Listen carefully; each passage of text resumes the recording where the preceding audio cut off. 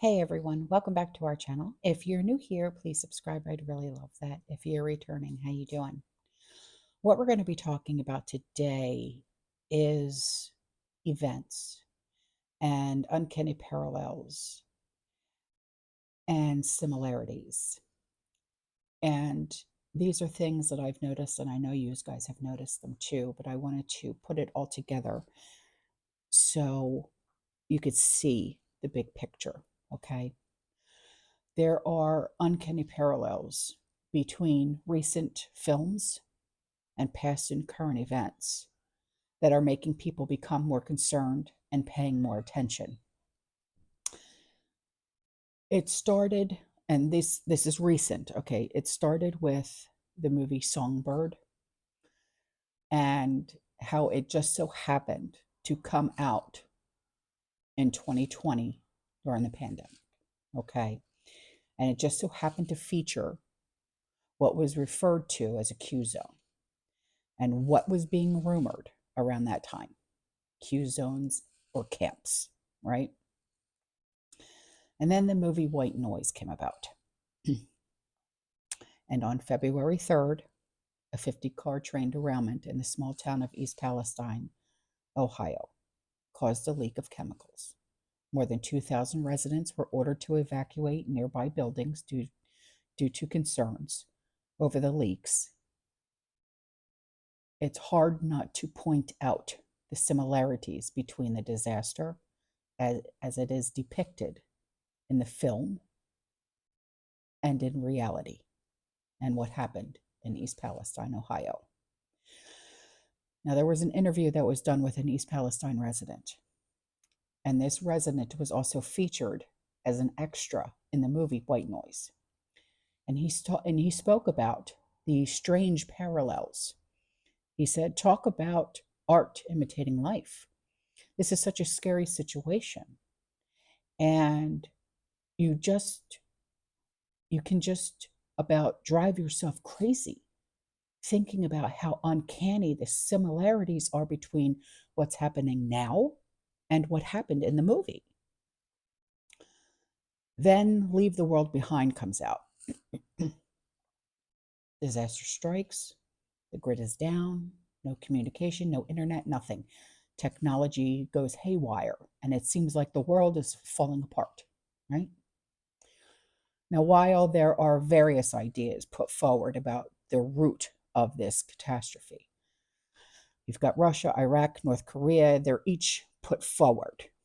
The film never reveals the aggressor or if there even is one, but take into consideration who produced the movie, right? Some say it is what is yet to come, that there is truth in the movie. And I could see where people are coming up with this conclusion because what is one of the biggest threats that we face as a country? Our grid being attacked. And now I come to another movie, and this movie hasn't even been released yet. I just saw the trailer for it. It was brought to my attention by my nephew. It's going to be released in April of this year, and it's called Civil War. Now, some are pointing to the fact that the movie does not specifically address the politics of why this conflict is taking place. But this movie is obviously about what's going on in Texas. The only unrealistic thing that I can find in this movie is in the movie, they say that Texas and California join forces. And we all know that that would probably never happen. But it's all based on what is happening right now in Texas. There is a conspiracy that the movie is serving as so-called predictive programming. That's we've heard that term before on how many things, right? And it's to condition audiences to prepare for a real life civil war in the US and what the military would do. In one scene that really got me, And this got me good. It really did. Uh, is when a soldier confronts a family. They're walking down the road and he confronts them and he says, "What kind of American are you?" Oh, you don't know, like that? Because the look on the people's faces, they were like, "What?" And he goes, "Oh, you don't know?" And the soldier laughs at them, and then he draws on them. Now, in the movie, 19 states have seceded, meaning they became independent from the country. So they are no longer a part. They are their own country now. They are their own government now. There is a Florida alliance. There are only 2 stars on the American flag. Airstrikes have been used against American citizens. So, is this predictive programming? Are we unknowingly being prepared for what lies ahead? East Palestine, Ohio, sure didn't think that they would actually experience what they experienced after being featured in a movie. Q zones and camps are real, just as the citizens of New York and what Governor Kathy Hochul wants to do. Is it a reality that our power grids can be attacked?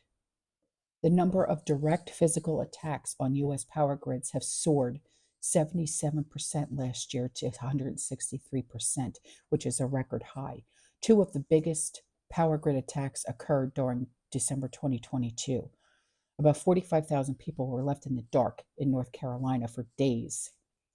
And 2 weeks later, 14,000 people lost power in the state of Washington. Could a civil war happen on our own soil? I'm going to go back to what my son's gunny sergeant said about 2 years ago. He said, and I quote, "A civil war will happen on our soil within 3 years." I guess anything is possible, right? So this is why we prepare, right? So we are prepared for the unexpected. Now I know, these are just movies and stuff like that, but there are truths that lie in movies. Soylent Green. There's a classic for you. Now there are Soylent Green products on grocery store shelves. Strange. Coincidence? You tell me. All right, guys, I'm out of here. Okay. I will see you in the next one. You stay safe, you stay positive, you keep prepping. And as always, fear less. Ciao.